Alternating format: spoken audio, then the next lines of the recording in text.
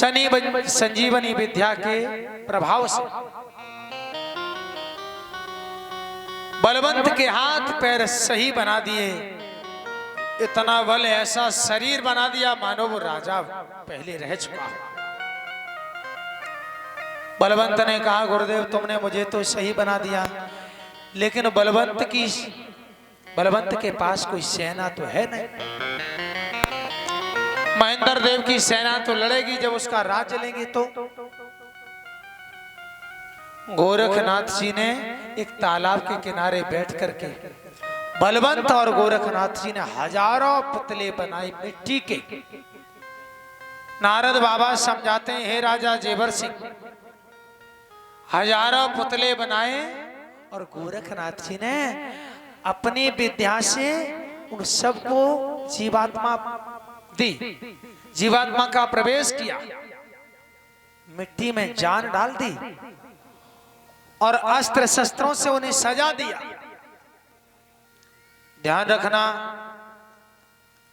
अस्त्र शस्त्रों से सजाया और उस सेना को लेकर के गुरु गोरखनाथ जी आए। बलवंत को पता लगा कि गोरखनाथ जी ने संकल्प लिया है कि अब हम नेपाल के राजा नहीं रह सकते, तो राजा चरणों में गिर गया आकर के, कहा मुझे माफ करो।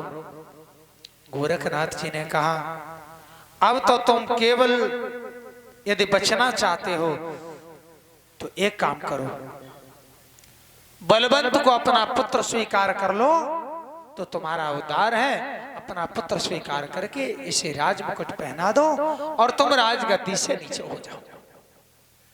गोरखनाथ जी ने बलवंत को राजा बना दिया, महेंद्र देव का राज छीन करके बलवंत को दे दिया।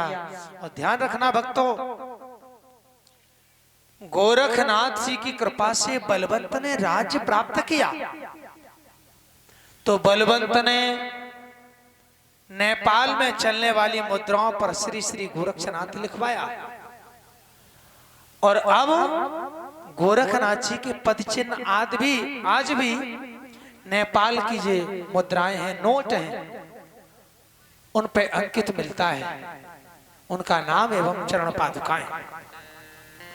और गोरखनाथ जी ने जो मिट्टी की सेना बनाई थी, उसी सेना की संतानें आज गोरखा जाति के नाम से प्रसिद्ध है नेपाल में। गोरखा जाति।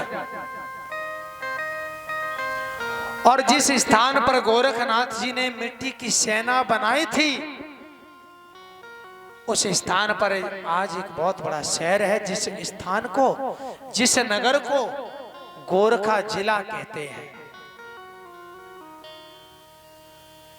कह दो गुरु गोरक्षनाथ भगवान की, बोलो जय बाबा की। नारद बाबा ने कहा, राजन,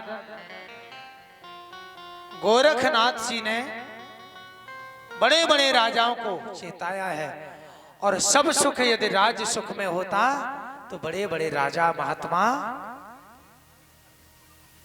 नहीं बनते। 420 ईस्वी में